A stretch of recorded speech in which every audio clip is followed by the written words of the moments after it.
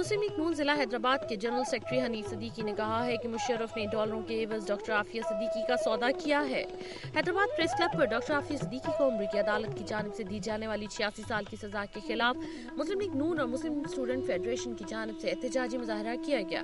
مظاہرے سے خطاب کرتے ہوئے مسلم لیگ نون حیدرآباد کے جنرل سیکرٹری حنیف صدیقی نے کہا ہے کہ عافیہ صدیقی کی سزا امریکہ کا اسلام اور پاکستان کے خلاف اپنی نفرت کا اظہار ہے۔ اسلامی ممالک کی بے حسی کی وجہ سے ڈاکٹر عافیہ کو سزا ہوئی ہے۔ انہوں نے کہا کہ حکومت اگر سنجیدگی کا مظاہرہ کرتی تو سفارتی امور کے ذریعے انہیں باعزت رہا کروا لیا جاتا۔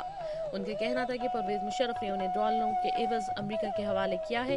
انہوں نے حکومت سے مطالبہ کیا کہ مشرف کے خلاف غداری کا مقدمہ قائم کیا جائے اور گرفتار کر کے پھانسی دی جائے۔ اس موقع پر مسلم لیگ نون کے ممبران سمیت مسلم اسٹوڈنٹس فیڈریشن کے کارکنان کی بڑی تعداد موجود تھی۔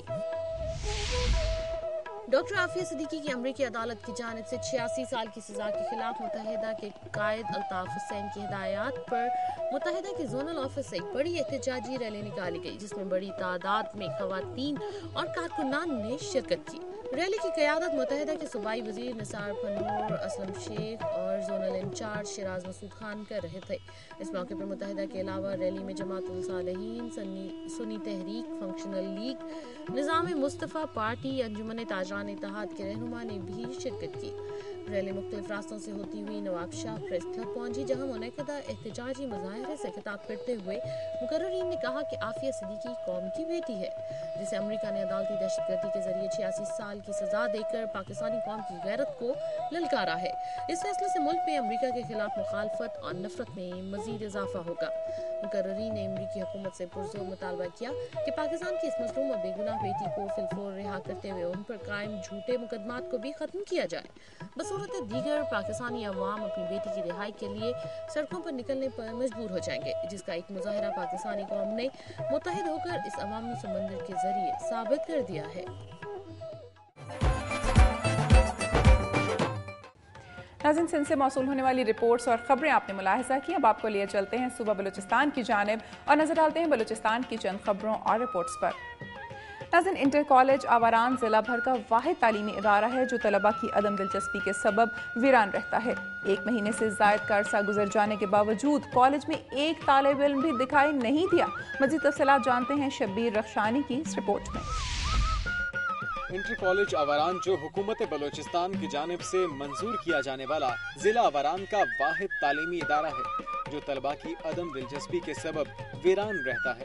کالج کا افتتاح 4 اکتوبر 2000 میں بلوچستان کے سابق گورنر جسٹس ریٹائرڈ امیر الملک مینگل نے دورہ آوران کے موقع پر کیا تھا۔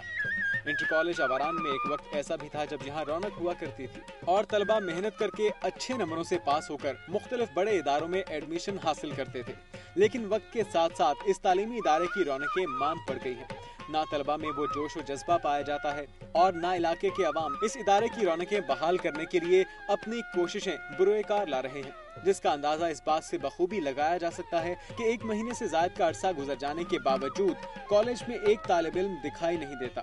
پرنسپل عبد القیوم بتاتے ہیں کہ طلباء نے نئے سال کے لیے داخلے تو لیے ہیں، لیکن وہ کالج میں اپنی حاضری دینا مناسب نہیں سمجھتے۔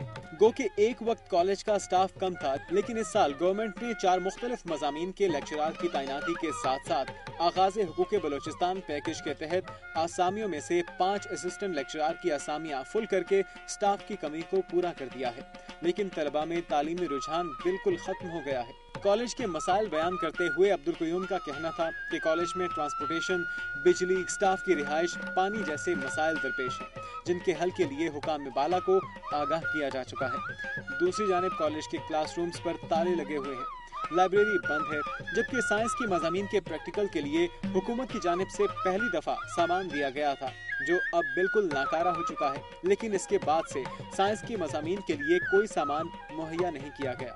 کالج کی ویرانی ڈسٹرکٹ آوران کے عوام، سیاسی و سماجی پارٹیوں کے رہنماؤں اور باشعور حلقے کے لیے سوالیہ نشان ہے۔ شبیر رخشانی، دنیا نیوز، آوران۔ ناظرین، سونا خواتین کی تزئین و آرائش کا بہترین ذریعہ رہا ہے، لیکن وقت گزرنے کے ساتھ ساتھ اس کی قیمت میں ہونے والے ہوش ربا اضافے نے خواتین سے ان کا یہ ذریعہ بھی چھین لیا ہے۔ ایک وقت تھا جب شادیوں میں سونے کے زیورات کی بھرمار ہوا کرتی تھی، لیکن قیمتوں میں بے پناہ اضافے اور عام آدمی کی قوت خرید میں کمی نے اس رجحان میں بھی خاصی تبدیلی پیدا کر دی ہے۔ مزید تفصیلات جانتے ہیں سیما کنول سے۔ سونے کے زیورات عرصہ دراز سے خواتین کی تزئین و آرائش کا حصہ رہے ہیں، تاہم سونے کی بڑھتی ہوئی قیمتوں کے باعث خواتین کے اس رجحان میں کمی آئی ہے۔ عالمی سطح پر جہاں سونے کی قیمت $1300 فی اونس تک پہنچنے کا امکان ہے، وہیں مقامی سطح پر سونے کی قیمت $45,000 فی تولہ بڑھ جانے کا بھی اندیشہ ہے، جبکہ اگست سے اب تک عالمی منڈی میں سونے کی قیمت میں 8.4 اور 10 سال میں 300% اضافہ ہوا ہے۔ سونے کی قیمت میں آئے روز اضافے سے مقامی سطح پر زیورات کے کام میں 70% کمی آئی ہے، جس سے کوئٹہ شہر میں بڑی تعداد میں کاریگر بے روزگار ہو گئے ہیں، جبکہ خریداروں کی اکثریت پرانے زیورات سے ہی نئے زیورات تیار کروا رہے ہیں اور سونے کی مزید خریداری ان کے بس میں نہیں ہے۔ سونے کی قیمت میں اضافے سے لوگوں کا رجحان اب مصنوعی زیورات کی طرف ہو گیا ہے اور لوگ شادی بیاہ جیسی اہم تقریبات کے لیے بھی مصنوعی زیورات کا استعمال کر رہے ہیں۔ سونے کی قیمتوں میں مسلسل اضافے سے زیورات آج شوکیس کی زینت بنے دکھائی دیتے ہیں۔ کیمرہ مین خرم شہزاد کے ساتھ سیما کنول، دنیا نیوز، کوئٹہ۔ آئے ناظرین، اب ایک نظر ڈالتے ہیں صوبہ بلوچستان کی چند خبروں پر۔ ڈاکٹر عافیہ صدیقی کی سزا کے خلاف متحدہ قومی موومنٹ نصیر آباد کے ضلعی آرگنائزر حاجی عبدالمالک جمالی کی قیادت ڈیرہ مراد جمالی میں ایک احتجاجی ریلی ایم کیو ایم کے ضلعی سیکریٹریٹ آفس سے نکالی گئی۔ ریلی میں ایم کیو ایم کے سینکڑوں کی تعداد میں کارکنان نے شرکت کی۔ ریلی میں بینرز اور ایم کیو ایم کے قائد الطاف حسین کی تصاویر اٹھائی ہوئی تھیں۔ شرکاء نے مین بازار سے گشت کرنے کے بعد پریس کلب پہنچ کر مظاہرہ کیا۔ احتجاجی مظاہرے سے خطاب کرتے ہوئے ضلعی آرگنائزر حاجی عبدالمالک جمالی، شہباز خان عمرانی، ڈاکٹر ممتاز مقصی سمیت دیگر نے کہا کہ ڈاکٹر عافیہ صدیقی قوم کی بیٹی ہے، ان کو سزا امریکہ کی ہر دھرمی کے سوا کچھ نہیں۔ ڈاکٹر عافیہ صدیقی کو ناحق سزا دی گئی ہے۔ حکومت قوم کی بیٹی کو بچانے کے لیے کوئی عملی اقدامات نہیں کر سکی۔ انہوں نے کہا کہ متحدہ قومی موومنٹ ڈاکٹر عافیہ صدیقی کی رہائی کے لیے بھرپور اقدامات کرتی رہے گی۔ حکومت کو چاہیے کہ وہ قوم کی بیٹی کو بچانے کے لیے ہر ممکن کوشش کرے۔ ناظرین، صوبہ بلوچستان کے بعد اب باری ہے سرسبز پہاڑوں کی سرزمین صوبہ خیبر پختونخوا کی۔ نظر ڈالتے ہیں وہاں سے موصول ہونے والی رپورٹس پر۔ ناظرین، سیلاب نے جہاں ملک کے مختلف حصوں میں تباہی مچائی، وہیں دریائے سوات کے کنارے قائم کیے گئے فضا گھاٹ پارک کو بھی اجاڑ کر رکھ دیا۔ مزید تفصیلات سلیم اطہر کی اس رپورٹ میں۔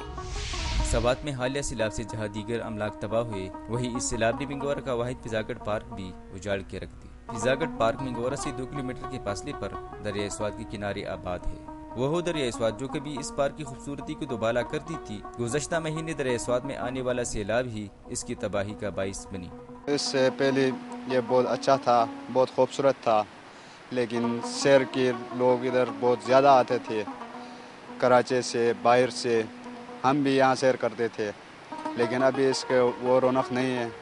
یہ خراب ہوئی، سیلاب آئی، اس پر آفت آئی، اور ابھی ہمارا حکومت سے بھی یہ درخواست ہے کہ اس پارک کے وہ خوبصورتی کے لیے اور اس کی تعمیر کے لیے ہمارے ساتھ دے۔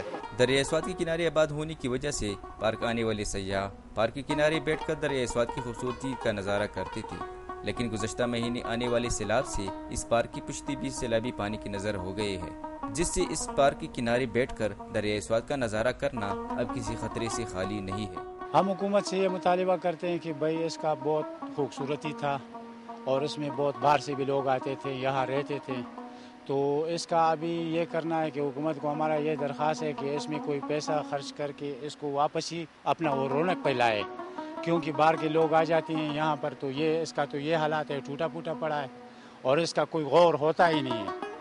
فضا گھاٹ پارک جو کسی زمانے میں اپنی خوبصورتی کی وجہ سے ملک بھر سے آنے والے سیاحوں کی توجہ کا مرکز بنا رہتا، حالیہ سیلاب سے نہ صرف اس پارک کے خوبصورت چمن اجڑ گئے ہیں، بلکہ بچوں کی دلچسپی کے لیے لگائے گئے جھولے، نایاب پرندوں کے پنجرے، کشتی اور بڑے بڑے تناور درخت بھی زمین سے اکھڑ کر رہ گئے ہیں، جس سے پارک کی خوبصورتی ویرانی میں بدل گئی ہے۔